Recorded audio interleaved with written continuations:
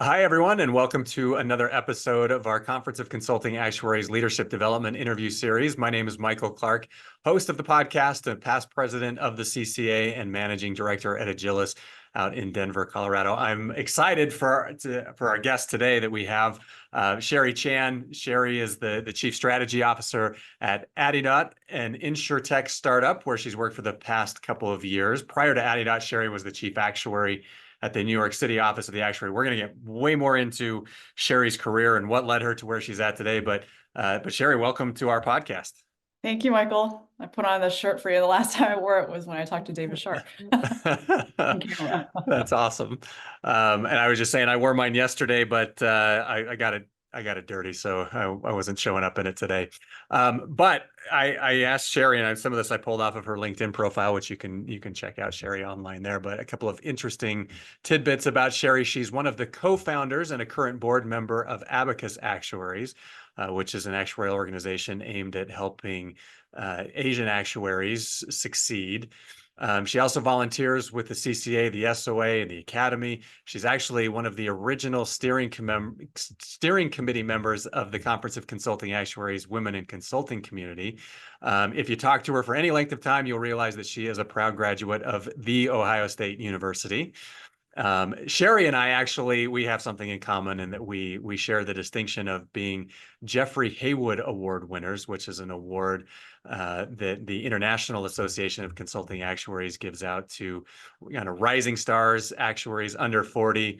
I barely squeaked in when I got that award. I don't know where you were at, Sherry, but we both share that distinction. Every 2 years, so I definitely got in right before I wasn't eligible anymore on an age basis. Yeah, it was definitely under 40, but just barely for me. Hey, it takes time to achieve everything, right? I guess so, yeah. And then the other interesting thing, and we'll talk about this a little bit as well, Sherry is also a certified yoga instructor. Can give you a little bit of window into some of Sherry's pastimes there. And like I said, we're going to talk about that. I think there's some interesting things that we can gain from Sherry's experience here. But Sherry, let's actually start with your career journey. Let's talk about how you ended up where you're at today. Love for you to tell our audience just how your career started and where it went from there. Okay, so I'll try to summarize 20 some years in a rather concise answer. I would always, looking back at my career, my actual career, I would say that it's always been a dance between life insurance and pensions. Even, that's a theme throughout my internships, throughout my earlier entry-level positions or earlier level positions in my executive level jobs. So, with the dance between life insurance and pensions, I think it's always leaned a little bit heavier on the latter. And in internships, I kind of took the opportunity back then to understand, which path did I want to go down, right? Was it insurance or was it pension consulting? So I did internships at, Nationwide, at what was called Towers Perrin back then, a few of them, and, eventually chose the pension consulting route and went with Towers in Boston. That was right in 2001. It's a very memorable year in terms of what happened that fall, first year being there on the East Coast. And, and then moving on, my earlier level jobs, it was with MetLife, and, it was still with employee benefits at that time. And so there was even though they're different, there were threads that were kind of connecting the two. I got my first chief actuary offer in my later 20s. It was with the State Teachers Retirement System of Ohio, so definitely on the pension side. And, through that, it's led me through opportunities when the chief actuary for New York City retired and I was offered that position. Kind of doing the same thing in what I did in Ohio. I thought I was prepared, but I don't think anybody can be prepared for that job. Ohio is, a purple state in the whole context of, many, many years of elections, not just the recent years, but it's a purple state. And so it is a battleground. And you think that being in public pensions, you think that you're ready for what's to come in terms of politics. And, I started with State Teachers Retirement System of Ohio before the great financial crisis. And so we went through that many years of working with the legislature and, doing plan reform and plan design work. And so the plan got very, very complex, just trying to appease all the different parties that were, the stakeholders that were part of, the whole system. And so the plans got very complex. And so you think that, oh yeah, I'm ready for New York City, with the complexity of the plan, the size of Ohio's plan, the political environment over there. But I would say New York City was a whole different level and learning opportunity in terms of, they had 120 plans when you counted the different retirement systems and the different tiers that were based on your year of hire. And within each of those plans, sometimes there were special plans based on your job title. And the level of politics was just, awesome learning experience. It's quite interesting when you work for citywide and borough-wide elected officials who are trying to vie for the same political position, such as the mayoral position, and then the mayor himself trying to run for POTUS at that time, right? And so you get involved in so many different levels of politics and things that are just beyond being the actuary for the pension fund, because the pension fund is fairly large. It's $300 billion at the time when I left New York City, and so there's a lot of hands involved in it, and there's a lot of different parties' perspectives that you have to juggle.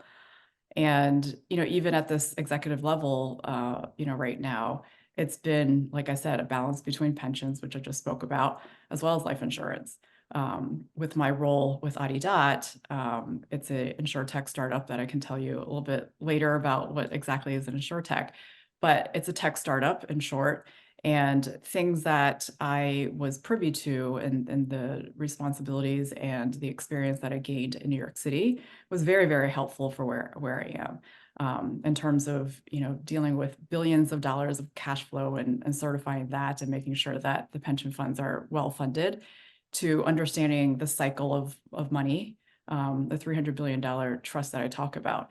Where does the money come from? From, very early on taxpayers to a pension fund, to how it's invested, to then how it's paid out, and then how is it used in the economy for the city of New York, and then cycled back into taxpayer dollars, right? It's a full circle, and understanding that, I think, provides such a great understanding when you're in tech and, in charge of investor relations and understanding how do you raise money and how do those venture capitalist firms get their money, and where does that come from, right? It goes back to pension funds too. Mm-hmm. And then how is it used? How's it invested back into the LPs that contribute into those funds? Working with regulators back in New York, because the pension provisions were written in a state statute. That's provided great insight currently with Atidot, because we do, as a tech startup, work with AI and make sure that our innovation is, well accepted and not inhibited by the regulators with whatever AI regulations are coming out. So it is very full circle from that perspective, not only, leveraging what I've used and acquired in my previous jobs to what I'm currently doing, but also if you take a step back and look at life insurance and pensions right now, it actually is merging in a very obvious way, to me at least, which is, pension plans outside of public sector are, a lot of them are being terminated, a lot of them are being frozen. And they have, tail liability that I'm sure you probably know better than I do, that needs to be accounted for, right? How do you take care of that liability? And most of the time it's through annuities with insurance companies.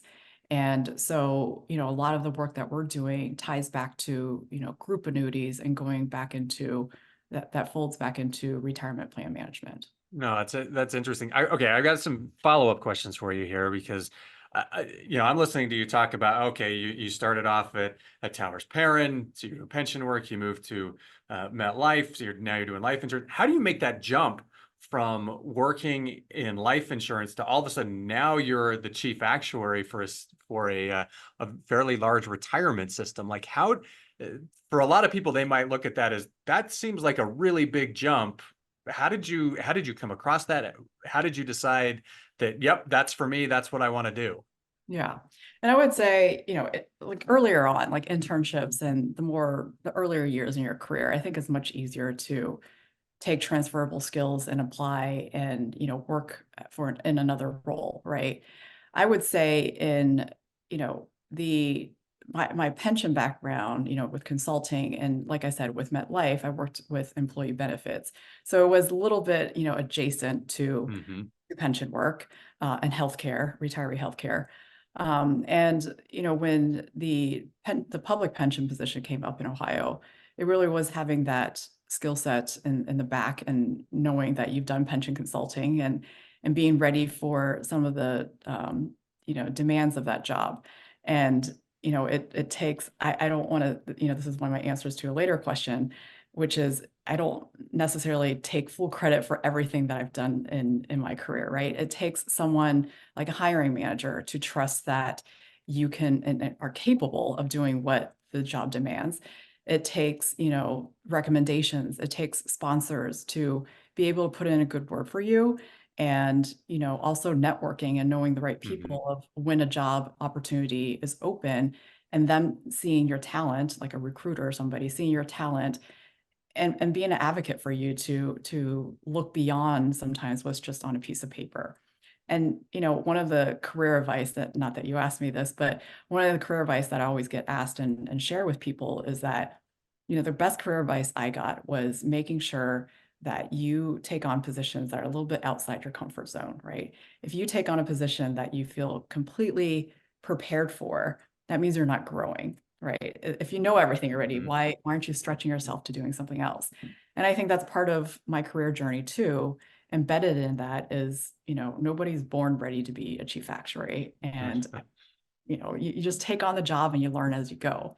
So And what was that feeling like going from MetLife to the Ohio system that you were the chief actuary of? Because and you're exactly right, and this is partly why I wanted to hit on this was there was something different there because I think naturally actuaries we tend to be more reserved. Like you said, we want to make sure that we can do the job before we step into the job as opposed to stepping into the unknown. But then there's plenty of research, and this gets talked about a lot even within the profession, about women specifically feeling the need to, well, I need to know everything first before I can step into a role, as opposed to men who are like, figure it out. So yeah, there's these discrepancies here. And so I find it really fascinating. I think it would be very helpful for people to just understand like what's going through your head. What are you feeling going yeah. from working in benefits at MetLife to now I'm the chief actuary of a big system Mhm. at the state level? Yeah, I mean, I would say that, you have to, I always, well, first of all, there's so many ways to answer that question, right? I, my alma mater that you mentioned, right? We have a annual award for certain alums, right? And I remember one year, she's a U.S. district attorney that accepted an award for the College of Arts and Sciences, and she was a math major. And, in her acceptance speech, she said, I just was never smart enough she's a female, obviously. I was never smart enough to realize that I was not supposed to be good at math. It's like oblivious is like the bliss or whatever the saying is, right? And I feel like sometimes it's that way, right? And this is a little bit more on the psychology side of like analysis of myself, but I'm an only child, and I was never raised, having thinking that there's girls roles and boys roles, and I wasn't capable of whatever. My parents got one chance at a child, and so I guess they just raised me as they would anybody else, not making that distinction. So maybe part of it was like, I didn't know I was supposed to be nervous, or I didn't know that I was supposed to be concerned about, maybe not being able to do something. And, I certainly, for New York City, for example, if I knew all the things I would have to do and get myself into, I might have had more reservation taking the job. So that's part of the answer, right? And that's not all the answer, right? But the other thing I try to say to people I mentor is, if you go through the interview process and, assuming you're telling the truth, obviously, and people are giving you an offer. If you have an offer and they vetted you and they think you're the best candidate out of anybody else that they could make the offer to, obviously there's a trust and there's a belief. Mhm. So why aren't you adopting the same mentality, right? We are all at fault of being our own worst critic and being not nice to ourselves when you say like, oh, I look bad, or oh, I do this. Like you would never tell someone to their face that like they look bad or whatever. Why would you do that to yourself? You would never tell someone like they're not capable of doing something if you believe in them. So, it's extending yourself the same grace too. Yeah, no, I think that's great advice. The other thing too that I want to unpack a little bit here. So you mentioned you moved from pensions to insurance to pensions, then found yourself in these more senior leadership roles, and then you make this jump from chief actuary for the Office of the Actuary of New York City to your current title, Chief Strategy Officer at Mhm. Atidot. So obviously there's an actuarial bend to the company as but your role, your focus has shifted from actuarial work to now you're doing strategic development type work. I'd Mhm. love for you to talk a little bit more about that jump. You alluded to it earlier, just saying that sometimes you got to take on things that otherwise you wouldn't be comfortable with. Yeah. How did everything leading up to joining Atidot as their chief strategy officer, how did that help you move into this role? And maybe what have been some of the more surprising things that you've learned as you've taken on this role for the last couple of years? Yeah, a lot to unpack. So if I don't answer part of your question, please feel free to repeat it. But I would say, as you grow as an actuary, even, right? And if you take on these chief actuary positions, whether, within the state of Ohio or New York City, you start to take on some of these like adjacent roles too, right? Part of being chief actuary for New York City, I managed an agency with about 40 some staff members, not just actuarial, but, legal, communications, HR, IT, et cetera, and obviously actuaries. And through that experience you get to learn different things, right? Mhm. I never went through actuarial school. I mean, I got my executive MBA, but actuarial school alone didn't teach me how to manage a budget for an agency. How do you deal with succession planning? When a pandemic hits and you're worried about IT security, what do you do? If Mhm. there's like various issues, what do you do? And I think through that experience, it's allowed me, especially touching on navigating a political environment, right? That has allowed me to, gain that strategic way of running an organization and making sure that, whatever risks that you see on the horizon, are mitigated early on and you can prevent those risks from, becoming anything bigger. And all that weave together, I think is again very transferable to, the strategy work that I'm dealing with now because in a tech environment, you don't things aren't promised to you in a tech startup, right? You are putting Mhm. out a product or a service that presumably doesn't exist, or if it does, you're modifying it to be better, many folds better, so that you're putting something new in the market. And that's someone's vision, and your job is to convince others to buy into that in order to be a success. And so there's no roadmap. And so I think, being working around a play that's working in an environment that has no roadmap and no promises is somewhat like my job in New York City in the terms that in terms of you never know when you wake up what headline the administration is going to throw at you. You don't know if, some kind of plan that they're rolling out is going to affect the board members' views on various issues when they sit in a Mhm. board meeting, or how they want to use the limited dollars that they raise through taxes or grants and other resources. And so that surprise factor and making sure that you hold to your fiduciary standards as an actuary in the pension fund, then it's the same type of strategy that you use to kind of figure out how do you approach the next day and how do you become successful in an environment that's never promised.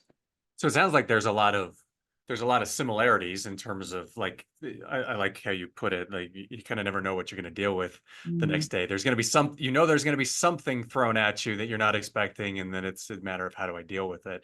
So I can see that and I think maybe that's, for me at least, that's one of the things that I love about being an actuary. And you mentioned this earlier too. Like there's a lot of transferable skills that you gain from working as an actuary that can be applied in a lot of other places. And I think you're a great example of that with what you're doing at Atidot. Um, if we can, let's talk a little bit about insurtech. I think there's going to be it's still kind of a relatively newer buzzword. But give us a quick primer on what insurtech is. I know you're involved, that the SOA's got, I think, a specific committee or something that's on an insurtech as well that I believe you participate in. But for those that don't know what insurtech is, like give us the quick and dirty of it. Yeah. So insurtech really is a subset of fintech. So what is fintech? Fintech basically is tech that is leveraged anywhere in finance. So it could be banking, it can be insurance, and obviously it's more your typical Wall Street firms that we can think of too. And so insurtech is a subset of that, and it's the marriage of insurance and tech. And it could be anything from, you know, leveraging tech in P&C insurance to life insurance. So, for example, a lot of us have these apps or these tracking devices that we put in our car or on our phone, so that when we're driving, it can give some data to the insurance companies to, lower your premium and monitor things more quickly and efficiently. And so that's an example of insurtech, right? It could be claims processing data that detects fraud, for example. That's another aspect. If you've gone through life insurance purchases anytime recently, you'll see that, or claims, you'll see that there's a lot of paperwork still involved. And so, the opportunity to have a platform to engage policyholders or directly reach them in direct to consumer D2C markets, that's another example of insurtech. So that's what insurtech is. It's a very, very large umbrella. It started around the mid 2010s. And I would say, generally speaking, it really first got popular in the P&C space, mainly because of how the life cycle is in P&C. It's usually an annual policy, and it offers many touch points with the customer. And it's also, highly regulated and even required by law in some aspects, and in terms of, purchasing a car and leaving the car, getting the car and leaving the parking lot of the dealership, you must have car insurance. And if you buy a house and you have a mortgage, most times that you're required to have insurance on the property. And so it was just the PNC was more conducive of insurtech, right? Of insurance and leveraging tech in that aspect. And then later in the decade, a few years later, I would say life insurtech started popping up on the scene. And, specific to Atidot, which is in life insurance, we use AI to better understand policyholder behavior. That provides, with a better understanding, that provides a better customer experience, both from the perspective of the policyholder and the insurance companies. And, it allows you to kind of leverage, the insights to, make sure that there's no revenue left on the table, and that, customers are in the right products and they're not underinsured or even overinsured. So how much is AI a part of insurtech? Well, I would say, I don't know if I have a general, like a, succinct answer for that, but I would say, I gave you the history of insurtech, right? If we talk a little bit about tech, and especially in the last, few years, let's say, Mhm.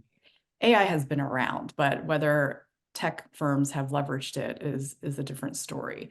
And, this is a larger discussion, but with VC firms and where interest rates were before for a long time, right, for decades before the inflation hit, um, it was practically free money. And this is more of a macro discussion, but with interest rates being so low, these investment firms needed to find ways to deploy their money and get returns for their limited partners, which are people who contribute and give them money to invest. And there weren't much ways to turn to when bond rates were so low, and so they invested in risky assets. So there was a lot of capital being deployed at that time. And then, of course, interest rates increased, and that cycle kind of reversed, and tech funding dried up a little bit. But I would say, the ones that have survived, because you do see a lot of insurtechs, folding in the last few years, and not few years, last year or so. And with funding dried up, the funding is still being deployed because things like Hmm. pension funds and others still need returns and still investing in that market. But where has the funding gone? And that's mainly AI, right? The tech companies that have survived happen to be the ones that are AI, or ones that, reposition themselves to be AI tech firms. So I would say, like, just comparatively speaking to a few years ago when interest rates were lower, that the so-called surviving tech firms are mainly and heavily, leveraging AI in some aspect. And I think that's only going to grow because Hmm. I personally don't think AI is going anywhere. Like, it's not just a phase like the metaverse, probably, that, or the crypto, not crypto, the NFTs, that were very, very popular a few years ago, and now you don't really Hmm. hear much about them anymore. I don't think that's the case. I think it's more like websites and internet where it did not go away, and definitely it's a new era in my view. No, I think that's great. And if people are interested in learning more about insurtech and how it works, we had mentioned the Society of Actuaries has a group. You want to give a plug for what you guys are doing there and steer people Sure. that way? Yeah, so the Society of Actuaries has a InsurTech Advisory Council. It's a group of actuaries with, some staff liaisons to really. It's a group of actuaries who are involved in InsurTech. They either work for one, they're founders, or maybe even exited from a tech startup. And it was an initiative of the board. I would say right around the time that I talked about, the mid 2010s, and a few years after that, when insurtech really was growing. Hmm. And the board wanted to make sure that, they were devoting resources to understanding the development market, as well as, understanding, like, what are the opportunities for actuaries there, right, in the insurtech space. And, with the growing, not just the growing market, but the growing demands within the market too, that, there are a lot of opportunities for actuaries, either in the traditional sense of, actuarial work, or, adjacent roles that they've acquired through their actuarial work and can be applied there. And, Interesting. Yeah. that's, I would say one thing is, this ties back to the prior question you asked me, about, transferable skills. And it seems like on surface that I've jumped to a lot of places, but there is a thread that ties everything together. And I would say not only through those adjacent responsibilities that I've picked up in my chief actuary roles that have led me to be a successful, chief strategist, but also the technical background in terms of exams and, my earlier level work. Hmm. I think, things like, coding a new pension legislation, right? Like I talked about the plan design, and how do you work with, a pension fund that is suffering from the great financial crisis, to make sure that's sustainable by redesigning your plan. Again, that's work that's not defined. It's not like a state legislature came and said, okay, you need to put in this COLA, and you need to, do this with the retirement rate and do this with the COLA.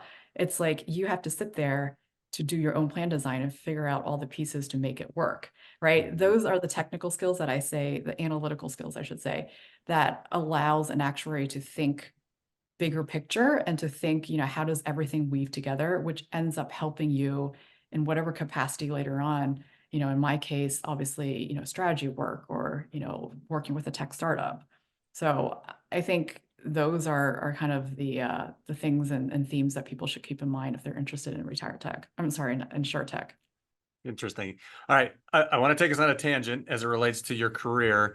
I had mentioned at the beginning that you are a certified yoga instructor. So I'd love for you to share more about your experience of yoga and the practice of slowing down, and how that's benefited you in your career as well. Because you're clearly involved in a lot of things. You've taken on some really high profile um, positions in your career. Like, how has yoga helped you with all of the other stuff that you're involved with? Yeah.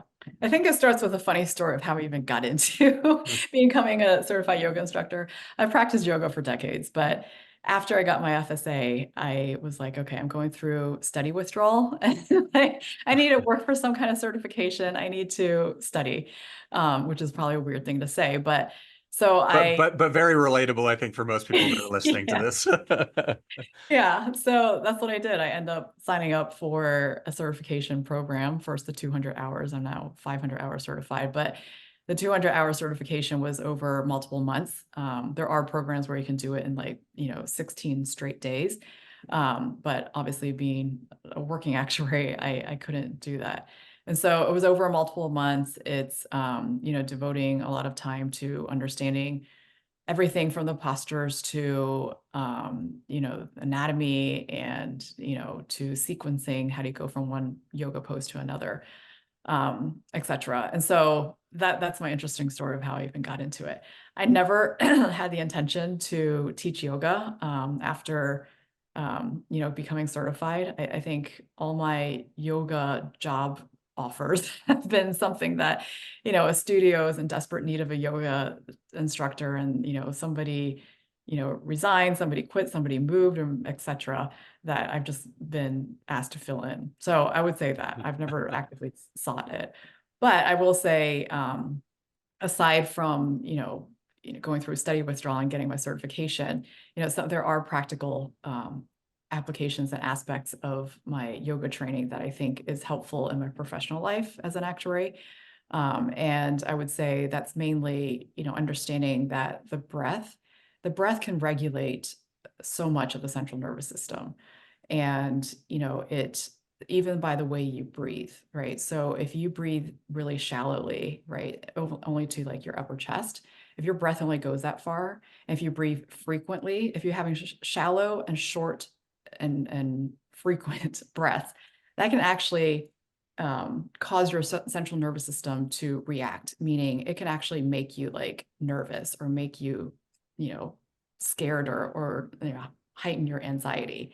Like you think about, when you're like really scared and you're trying to catch your breath, that's how you breathe, really shallowly and really frequently. But if you take deeper breaths, breathing all the way down to your belly button and maybe even holding your breath before you exhale everything, that can actually calm you down. And you might have heard that, sometimes before, going on stage to speak to a big audience, or, in front of and right before like a big presentation, to a board meeting or to a board or even a job interview or whatever the case may be, that actually calms you down. And so it not only calms you down, but lowers your stress too. So if you've kind of been stressed out at something and then you have a sigh of relief, or, you just sometimes are told to just take a deep breath and calm yourself and not react, to something like very, emotionally. I think, that's instances of when breath can really control your central nervous system. And obviously breath work is a big part of yoga. So that's how I would tie the two together. No, it is really interesting. I mean, I've done breath work myself. I can very much validate what you're saying from that standpoint. I've experienced it. And I think having those type of skills, working in jobs that may be high pressure, like they're extremely useful and valuable. It's not Mhm. something that I think people should take lightly. Absolutely. So I want to switch topics here completely. I want to talk about volunteering for a bit, because there are so many things that we could talk about here with your involvement with the Conference of Consulting Actuaries, the Society of Actuaries, where you're currently serving as a board member. You've had past experience with the American Academy of Actuaries. We mentioned the board service with Abacus Actuaries. Someone might ask themselves, okay, I'm seeing Sherry. She's got all these high profile roles. And yet she does all this volunteering as well. Why have you invested your time and efforts into volunteering on top of all of these other things that you do? Yeah. Let's face it, like I mentioned this before, I believe that no one gets anywhere all by themselves, right? You can think that your actual journey is about passing exams and, getting your fellowship, which obviously is very individual study path and planned. But, at the end of the day, when you get a job, is it like it took someone's advice for you to decide whether to apply for the job or, go for something. It took a recommendation, right? It took a good word. It took a connection to, get a job or be elected to the SOA board, right? You need to know enough people.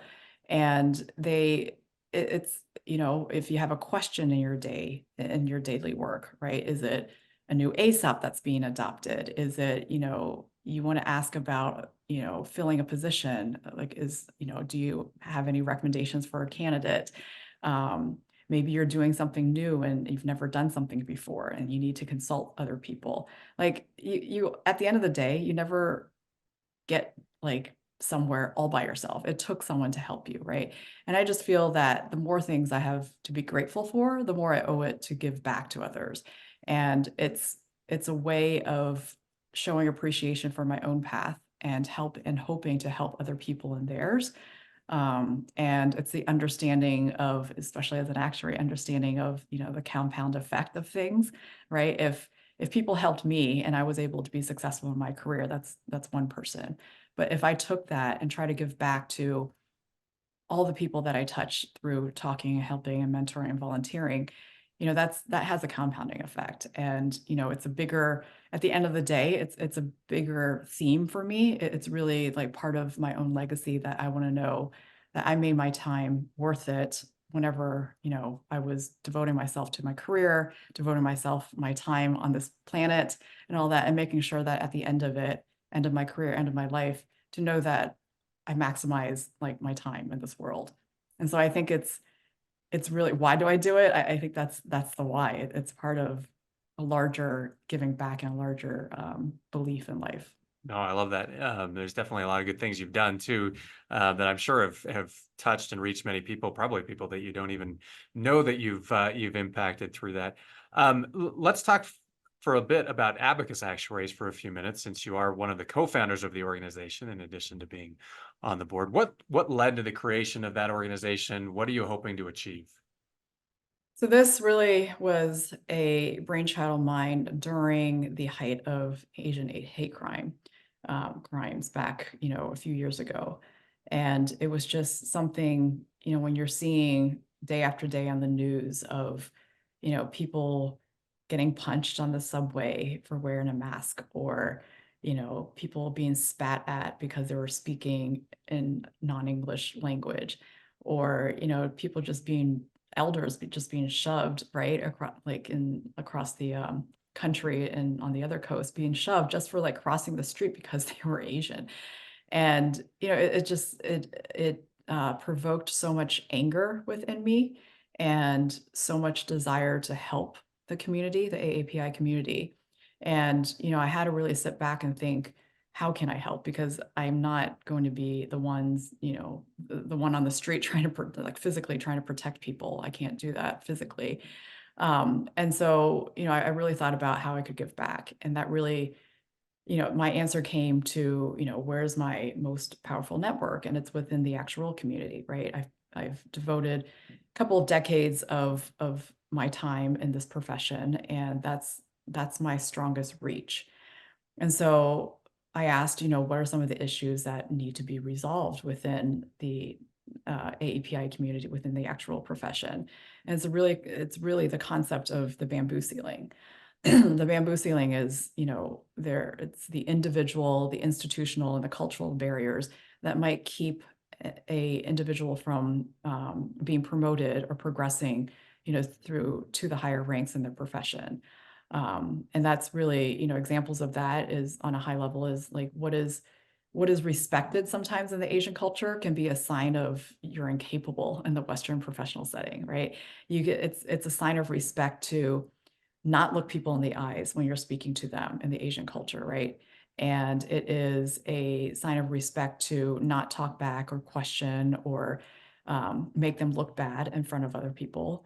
And in the Western professional setting, it's like you're told to look people in the eyes, right? When you Mhm. speak to them, you're told to advocate for yourself. You're told to speak up. If you have ideas in a meeting, you're seen as a contributor and as a team player if you bring forth your ideas to help everybody thrive, right? And sometimes that cuts against the grain. And so it's really that notion, and that's really our mission to help, Asians understand the cultural differences, and helping our allies understand that sometimes, it's not that they're underperforming or they don't have anything to contribute. Maybe they just need a little bit more nudge to contribute their thoughts in a meeting, and bridging that gap to make sure that there are representative ranks in the higher executive levels within the profession of AAPIs. Yeah, one of the things that I've always loved about Abacus Actuaries and the work that you all did initially when you were founding the organization, there's other actuarial affinity organizations out there that are trying to help with. They have groups that are underrepresented within the profession. What's so interesting about the Asian actuarial community is that it's actually overrepresented when you Mhm. look at population statistics. As a percentage, there's way more Asian heritage actuaries in the profession than there is when you look at just population demographics overall. So I love the stuff that you're all focused on and helping those actuaries break through the bamboo ceiling, because there's clearly a reason why Asian actuaries succeed in the profession, and it's just helping them get to a spot where they can actually have more influence, not only in the profession but with the companies they work for, and all that. So I absolutely love everything that Abacus Actuaries stands for here. And the other thing too that I'll point out, and people can check this out on the CCA's website, but you mentioned at the height of all of the Asian hate crime stuff that was going on, you were very instrumental in helping us organize this AAPI panel discussion. You were one of the speakers. We had Yiling Lin, who's the CCA's current president-elect, at least while we're recording this. Ridwana Rahman from October 3, Mark Yu from New England Asset Management. That discussion was so insightful and so interesting. I'd highly encourage people to go check that out. You can find that video on the CCA's website.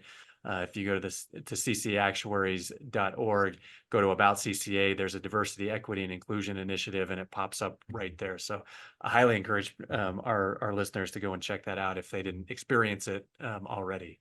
Or they can check it out again if they did. Absolutely. It's not a bad thing to refresh some of those talking points. I think that's great.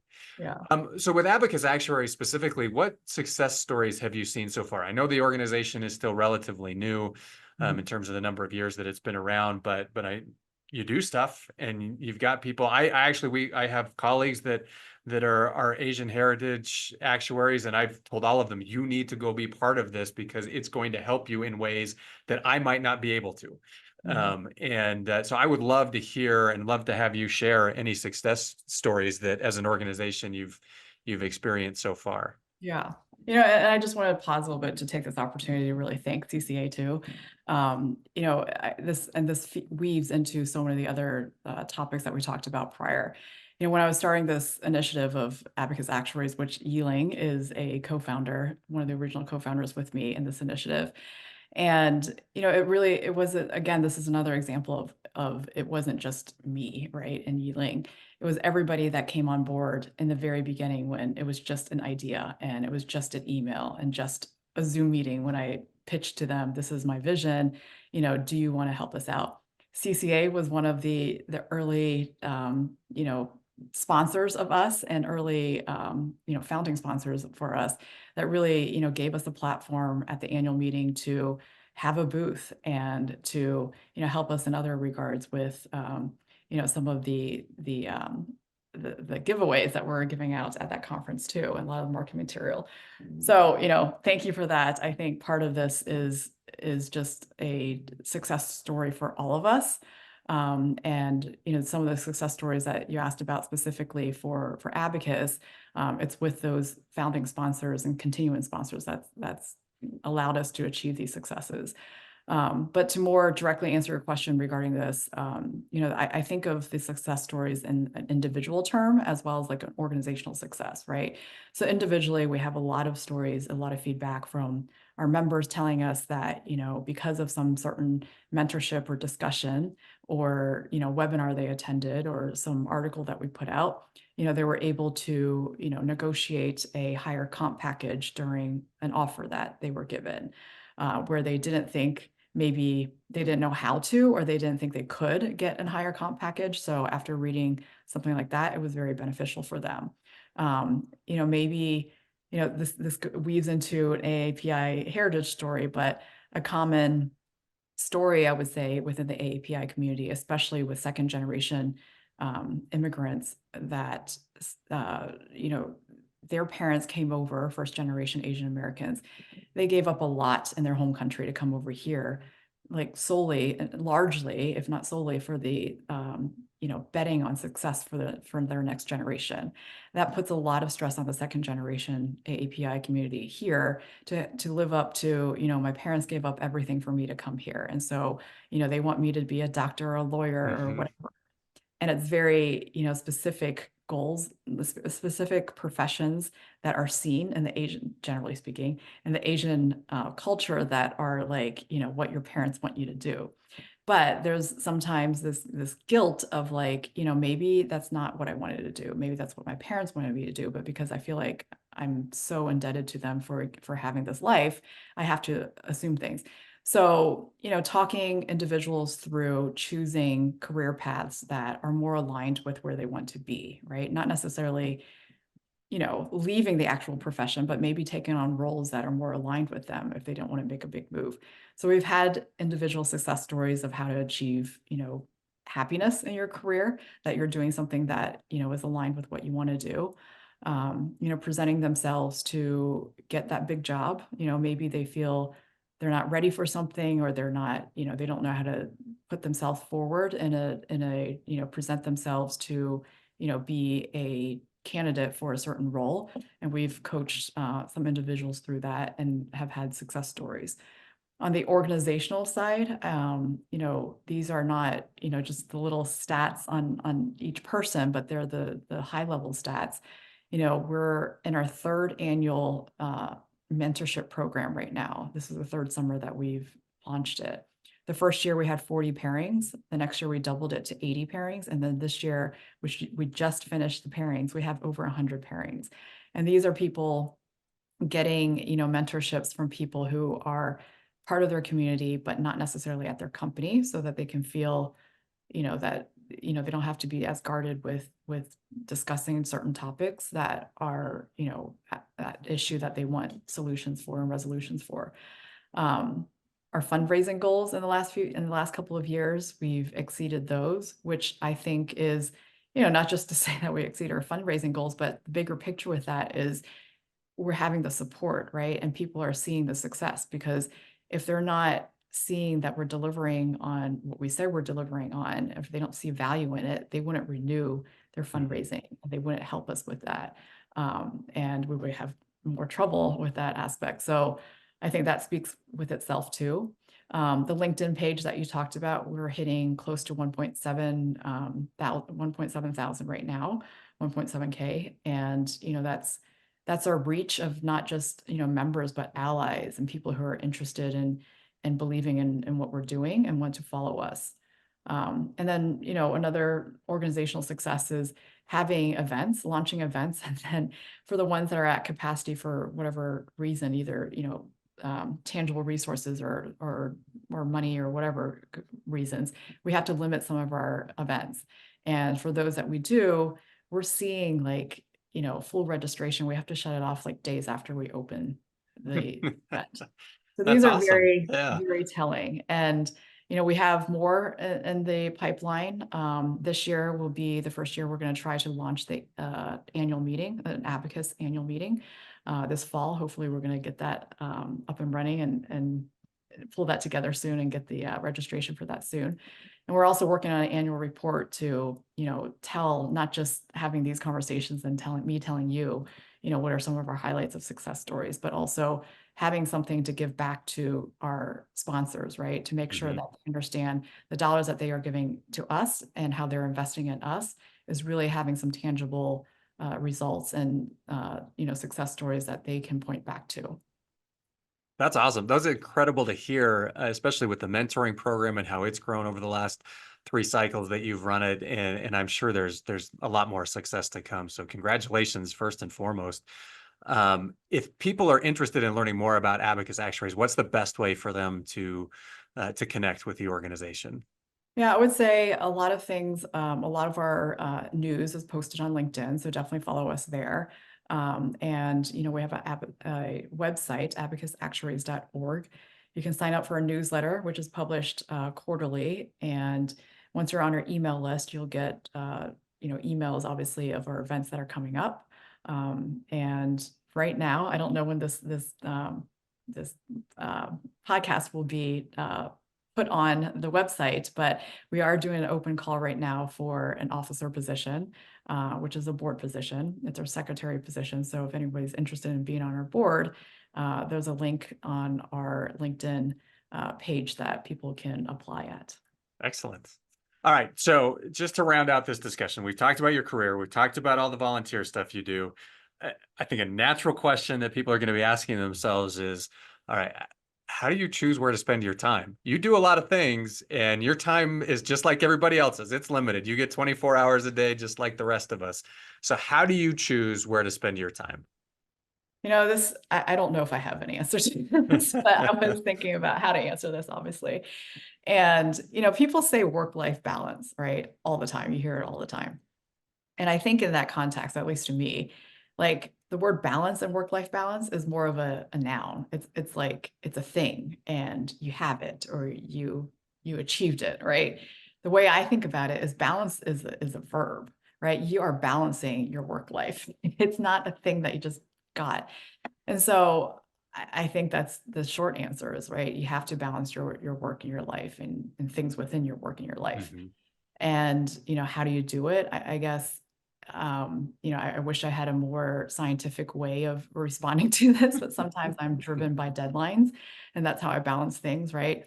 And of course, the natural thing to think is that you have competing deadlines, right? So if you do, first of all, how to deal with deadlines. I think having a schedule is always the key. Having a list Mhm. of, tomorrow I'm going to achieve this, and the next hour I'm going to achieve this, in the afternoon I'm going to achieve this.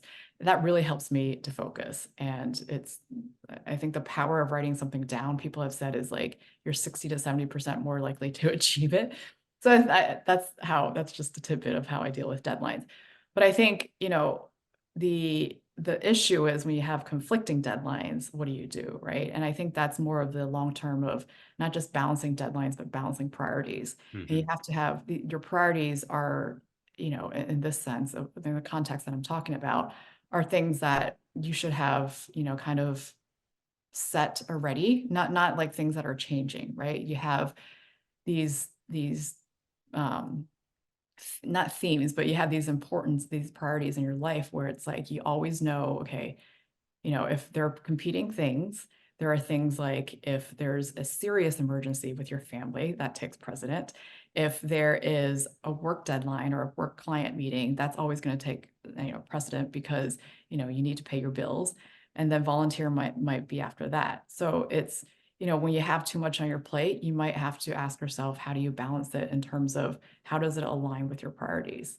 So again, I don't know if that's Oh, it's a helpful. I think people will gain something from that. Just understanding that it really is a work in progress. It's not kind of like balancing what you're doing day to day. You're really having to think about, okay, what am I having to balance today? right. Not just work wise and the deadlines, but how does this fit into the rest of my life? Work is an element of a Yeah. of a bigger picture, right? Like the short-term balancing, which is the deadline, along with Hmm. making sure it's balancing the whole bigger picture in the long term, which is your priorities in life. Hmm. Yeah. Yep. Absolutely. All right, Sherry, for this last little bit here, I do want to talk about leadership. This is our leadership development podcast. In thinking about people that you consider to be successful leaders, what traits do they have? How do they demonstrate that leadership? What stands out to you? Yeah, I personally, this is my personal, what even as a friend, right? These are people I gravitate towards. Number one, I would say is being reliable. Like people who are reliable are people that I respect and look up to and feel are leaders. They are people who do what they say what they do. It's, not one day they're going to be down this path, another day they're going to be down that path, and you have confusion. They're very, they know what they want and they're very determined and, they keep to their words. So reliability, I think, is top. I would say another trait is, they inspire. These are the people that, you might have friends like this, or you might know people like this, that after you have a conversation with them, or after you listen to them talk, you just feel like this new surge of, you're revived and you have this motivation, and you feel like you can conquer the world. They just inspired you to do something or to think a different way, Mhm. or see the bigger picture. So inspiration, I think, is another. And, I would say the third trait is really those who are, just are outside of their own world a little bit, right? That, sometimes they do something that is beyond just them. It's not for the benefit of themselves. It's not just thinking about themselves. It's like keeping you in mind when they see an article, when they see, an opportunity, or when, they see a quote and they would just want to share it with you, or just checking in with you, get outside of their mind space a little bit and think about you a little bit, and how, how they can help you. I think, those are a few ingredients of what I feel are successful leaders, and the traits that they have. No, I really like that. Especially that last point you made, just about being outside of their own world and being able to, in some ways, bring other people into it. I mean, we've all, I talk to I have teenagers, right? And I talk to them a lot about how you remember what it's like to be that younger kid and to have somebody older than you acknowledge who you are, even if it's just to say hi, right? And now that my kids are entering those later teenage years, it's the encouragement is to do the same for other people. And I think the same thing applies with what you're saying with leadership, right? Somebody that doesn't necessarily place themselves above other people, even though hierarchically that might be the case, but they're willing to say, "Oh, I recognize you. I know who you are." And being able to help that person feel seen Yep. by somebody who otherwise they might not feel seen by. Yeah. And I would say sometimes, the little effort that you do, people remember it more than you do. And Hmm. remember it because you made an impact on their life more than you Absolutely. think you did, right? Yeah. Maybe you took that time to, write a recommendation to nominate somebody for an award, and that award changes their life, right? Or it could just be, hey, I saw this opening on LinkedIn. I thought of you. Like, I don't know if you're interested, but just FYI. Like the little things that, like the little amount of time that requires, that puts other people on a whole different trajectory and success Hmm. path. Yeah, Yeah. absolutely. So who are some of your role models then when it comes to leadership, and how have you tried to emulate their examples? I mean, you talked about reliability, you talked about inspiring, you talked about that kind of outside of themselves factor. So when you actually have to personify that, who comes to mind? Yeah. And it's not, I would say that my answer to this isn't really like a specific person, but it's more like a group, right? And it's like female business leaders, right? Either executive level female business leaders that, in my mind, they are managing so much and they're doing it so gracefully and successfully.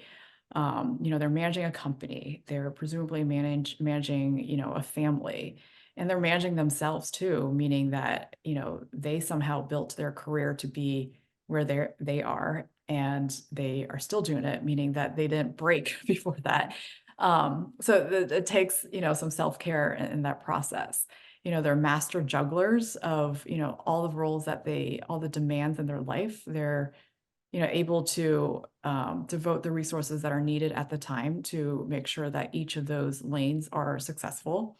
And, they show empathy, right? In this world of, just the newer generation and the things that they're passionate about. It just demonstrates that, the future way of the world is showing empathy and making sure that people either are well on a day-to-day basis, and you're helping them to, understanding their perspective, to, making sure that they feel that they belong in the workplace or just in life in general, or just being passionate about things that the world is demanding, there to be attention on, right? Whatever the cause might be.